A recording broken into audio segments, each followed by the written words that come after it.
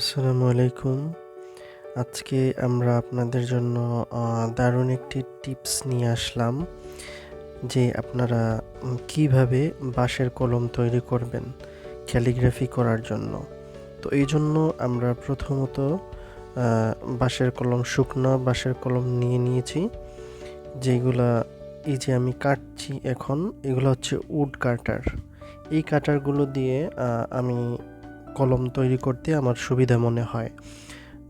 তবে আপনারা ধারালো চাকু নিয়ে নিতে পারেন। এই উড কাটার দিয়ে কাটাটা হয়তো সবার জন্য সুবিধাজনক হবে না। আমার কাছে এটা সুবিধাজনক মনে হয়, সেজন্য আমি এইগুলা দিয়েই কাটি। দেখেন আমি এইভাবে স্মুথ করে কেটে নিচ্ছি, যাতে করে কলমটা সুন্দরভাবে লেখার উপযোগী হয়। এই যে আঙুল দিয়ে আমি ধরিয়ে দেখিয়ে দিলাম, এই আঙুলের মাথার মতো কার্ভ যখন হয়ে যাবে তখন মনে করবেন এটা পারফেক্ট হয়েছে। তো এক্ষেত্রে আমি অ্যান্টি কাটার ইউজ করছি এটা স্মুথ করার জন্য। তো দেখেন এই দিকটা সুন্দর করে স্মুথ করে কেটে নেবেন। তারপরে হচ্ছে আমরা উল্টা পাশেও একটু কেটে নেব, যাতে করে মাথাটা সমান হয়। তো মাথার দিক থেকে আমরা উপরের দিক থেকেও একটু একটু কেটে নিচ্ছি, উপরের দিকটা যাতে সমান হয়। এই দিকটা সুন্দর করে সাবধানে কেটে নিতে হবে। তারপরে আমরা আস্তে আস্তে এই যে শিরিষ পেপার দিয়ে ঘষে ঘষে এটাকে ফিনিশিং করে নেব। কেননা শিরিষ পেপার দিয়ে যদি না ঘষি তাহলে দেখা যাবে অনেক সময় লিখতে গেলে পেপার ছিঁড়ে যেতে পারে, তারপরে হচ্ছে লেখাটা স্মুথ হবে না। তো এটা কলমটা যত ফিনিশিং ভালো হবে তত আপনার লেখাটা ভালো হবে।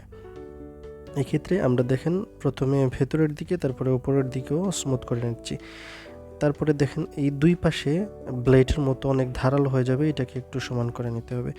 এখন আমরা কলমের মাথায় একটা ফুটো করে নেব, এই জন্য আমরা নিচ্ছি এই যে একটা ধারালো জিনিস আছে, এটা দিয়ে আমরা মাথার মধ্যে একটা ফুটো করে নেব ফাউন্টেন পেনের মতো। তার আগে আমরা এই মাথাটা 45 ডিগ্রি অ্যাঙ্গেলে কেটে নিলাম। 45 ডিগ্রি অ্যাঙ্গেলে মাথাটা কেটে নিতে হবে, তারপরে এটাকে আবার ঘষে ফিনিশিং করে নিতে হবে। তারপরে আমরা ওই ফুটোটার ওইখানে আবার অ্যান্টি কাটার দিয়ে সুন্দর করে কেটে নেব, ফুটোটাকে ক্লিয়ার করে নেই। তারপরে যেখানে ফুটো করেছি এই ফুটোর ওই জায়গাটা ফিনিশিং করে নেব।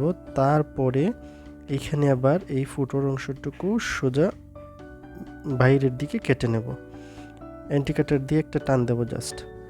কারণ হচ্ছে এই ফুটোর মধ্যে কালি জমবে, তারপরে এখান থেকে আস্তে আস্তে বের হবে। এখন আমরা এই কলমটা যেহেতু শুকনো কলম, তারপরেও আমরা এটাকে পুড়িয়ে নেব। কেন?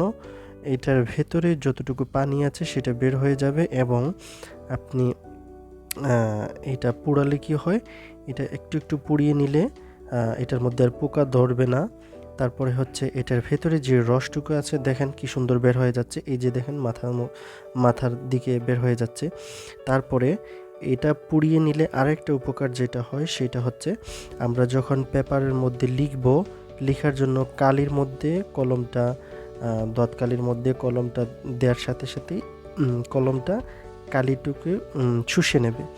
আর কালিটুকু শুষে নেওয়ার পরে যখন আপনি লিখতে যাবেন তখন আস্তে আস্তে ছেড়ে দেবে। এটা একটু সুবিধাজনক। তবে কলমটা খেয়াল রাখতে হবে যাতে বেশি পুড়ে না যায়, যাতে আগুন ধরে না যায়। এখন দেখি তো আমরা কলমটা লেখার উপযোগী হয়েছে কিনা।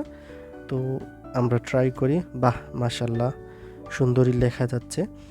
তো আমরা ট্রাই করি একটা ওয়াও হরফ লেখার।